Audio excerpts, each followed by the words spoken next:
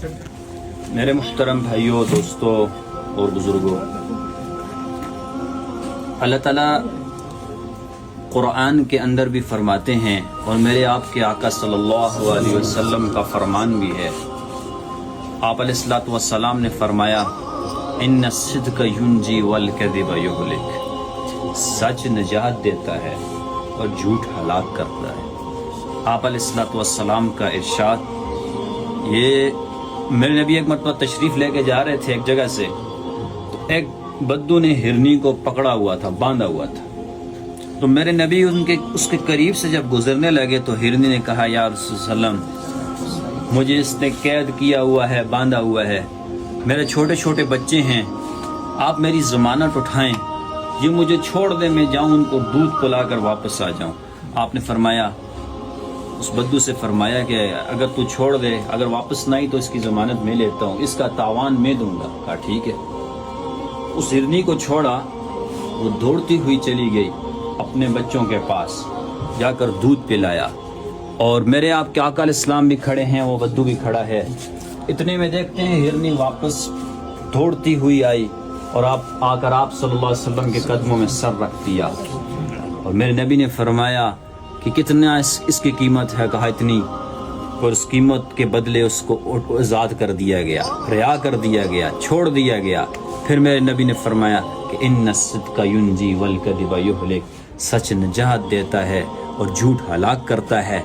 ایک ہرنی نے سچ کہا کہ میں دودھ پلا کر واپس آؤں گی، اور سچ کے بدلے اس کو اللہ تعالیٰ کے نبی نے ضمانت اٹھا کر اور اس کو ہمیشہ کے لیے رہا کر دیا۔ سچ ایک ہرنی کو نجات دے سکتا ہے اور ہمیں نہیں دے گا۔ تو میرے بھائیوں اور دوستوں، میرے کہنے کا مقصد یہ ہے کہ ہم جس کیٹیگری کے اندر ہوں، جس شعبے کے اندر ہوں، جہاں بھی ہوں، جس جگہ بھی ہوں، چاہے کاروبار کی سیٹ ہو، چاہے سکول میں ہو، چاہے جہاں بھی ہوں، بازار میں ہوں یا گھر میں ہوں، سچ کا دامن نہ چھوڑیں اور کسی کو دھوکہ نہ دیں، ملاوٹ نہ کریں۔ شعیب علیہ السلام کی قوم پر جو اللہ نے عذاب بھیجا، وہ عذاب کیا تھا؟ دکھانا کچھ اور دینا کچھ اور شعیب علیہ السلام کو کیا کہتے تھے کہ جا تو ہمیں بڑی تبلیغیں کرتا ہے، ہمیں بڑا بتاتا ہے، جا تو اپنی نمازیں پڑھ، ہاں یہی کہتے تھے۔ لیکن جب شعیب علیہ السلام نے کہا کہ ناپ تول میں کمی نہ کرو، دکھاتے کچھ اور دیتے کچھ اور، یہ کام نہ کرو، انہوں نے نہیں مانی، تو پھر میرے اللہ نے ان پر عذاب بھیجا۔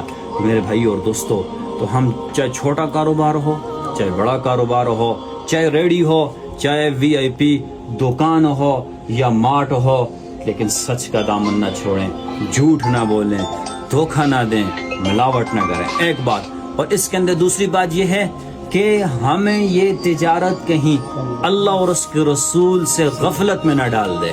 کیا مطلب؟ کہ ہم اس سیٹ پر بیٹھ کر کہیں اللہ کے احکامات نہ توڑ دیں۔ کیا مطلب؟